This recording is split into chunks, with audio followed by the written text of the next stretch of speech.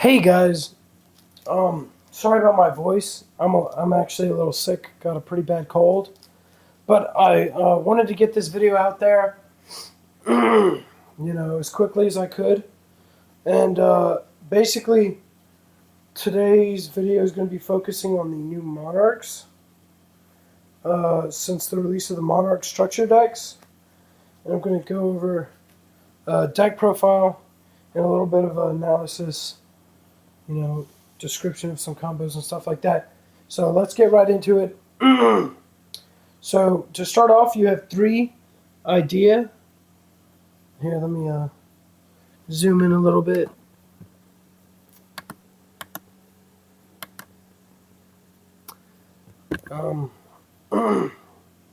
So to start off with, you've got three idea.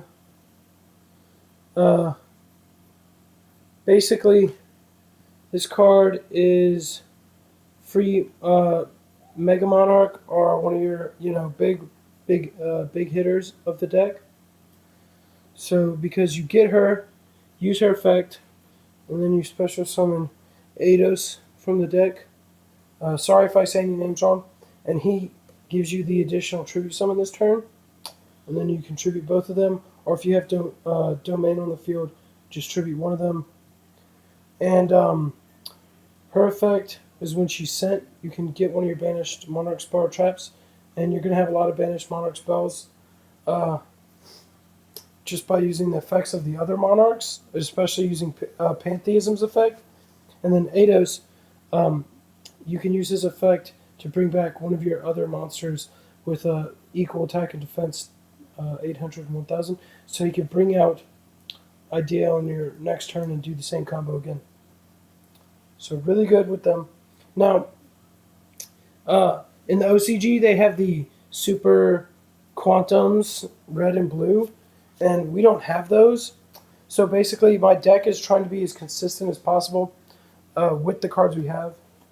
And to make up for the lack of the Super Quantums, I run one Mithra and one Landrobe. You could maybe pop this up to two. He's basically Book of Moon. You Book of Moon your opponent's monster and special summon him. And she gives you an additional normal summon. Or tribute summon, I mean. When you tribute her, you can get an additional tribute summon. And just by normal summoning her, you can have an additional normal summon on the turn. So she can lead if you have other stuff on the field. If you have domain and the Prime Monarch, or you have one of these on the field or in the grave or something, you can do some cool combos with her. Get out like 2 Monarchs in one turn. And Landrobe is just free effect and special summon for tribute. So those are really all the monsters with effects that need to be explained for combos. You just have your big ones next. We run 2 Erebus. Obviously, he's one of the new ones. He's good. His effect is really good, but it is not as good as Ether, and we need to make room. She is incredible. Basically, you get to special summon one of your Monarchs in addition when you tribute summon for her, and you can quick play tribute summon her during your opponent's turn. Amazing effect. It combos well with Mithra, the token that Mithra creates if your opponent doesn't have something for you to use, or if you're use the Stormforth spell to tribute your opponent's monsters. Yeah, I mean it combos well because you use Stormforth and tribute that. Sorry about that. That was I just forgot to mention that during Mithra, so I brought that up. But she's really good because you can get her out during your opponent's turn. Next, we run 3 Kuraz. I do not understand why anyone would run one of this card or not run it. Maybe run 2 if you want to fit in some of the other Monarchs for their effects. But Kuraz is so good because his effect lets you, whenever he's summoned, you just get free destruction and draw power in one card. It's insane. Because if your opponent has troublesome cards, you can destroy them and get them out of there if you need that. Or if you use her effect when she's tribute summoned, bring him out, use his effect, pop one of your like dead cards in the back row or something that you don't care about, because sending Monarch spells and traps to the grave is actually good for this deck because it lets you use other effects. So yeah, Kuraz, amazing. Pop your own stuff, get draws, pop himself, get draws. Yeah, and he's easily searchable in the deck. For the last monsters, we run the hand traps, 3 Effect Veiler, 3 Max C. I mean, with pendulums and with just all the decks in this format, Max C is just incredible. The amount of cards you can draw off this are insane. If you're going off against someone who just uses Instant Fusion, you chain this to that. I mean, you're already getting huge pluses off that if they decide to go through and just try and push. And Effect Veiler, I mean, this deck does not have very much effect negation.